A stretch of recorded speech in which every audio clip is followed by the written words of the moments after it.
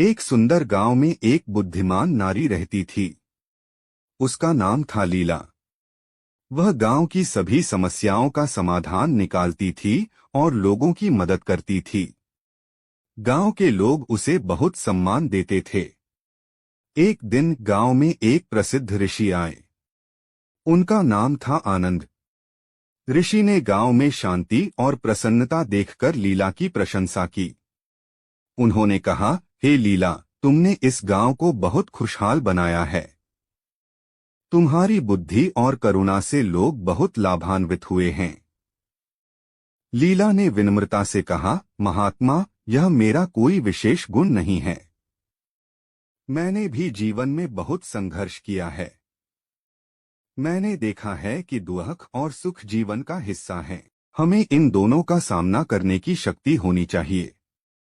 ऋषि ने कहा, तुम्हारी बात सही है, लीला। जीवन में उतार चढ़ाव आते रहते हैं।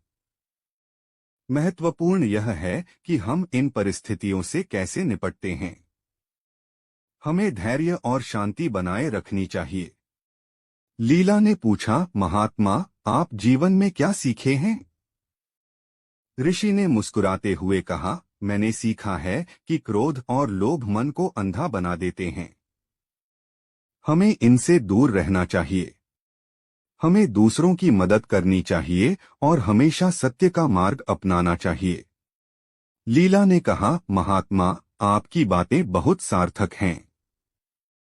मैं इन बातों को हमेशा याद रखूंगी। ऋषि ने कहा, लीला, याद रखो, ज्ञान केवल किताबों में नहीं मिलता है। यह जीवन के अनुभवों से भी सीखा जा सकता है। हर व्यक्ति के पास कुछ न कुछ। विक्रम एक प्रतिभाशाली युवक था। पढ़ाई में अव्वल, खेलों में दक्ष और कला में रुचि रखने वाला। लेकिन जीवन ने उसके साथ एक ऐसा खेल खेला कि वह धीरे धीरे खुद को ही भूलने लगा। सब कुछ एक दिन में ही बदल गया। एक सड़क दुर्घटना ने उसके माता पिता को छीन लिया। अकेलापन उसे घेरने लगा। घर जो कभी खुशियों का घर था, अब एक खालीपन सा लगने लगा। दोस्तों के साथ खेलने का मन नहीं करता था। पढ़ाई में मन नहीं लगता था। दुनिया से कटने लगा। दिन भर अपने कमरे में बंद रहता। खिड़की से बाहर झांकता, लेकिन दुनिया धुंधली सी दिखती। लोग आते जाते, हंसते खेलते, लेकिन उसके लिए सब कुछ बेजान सा लगता।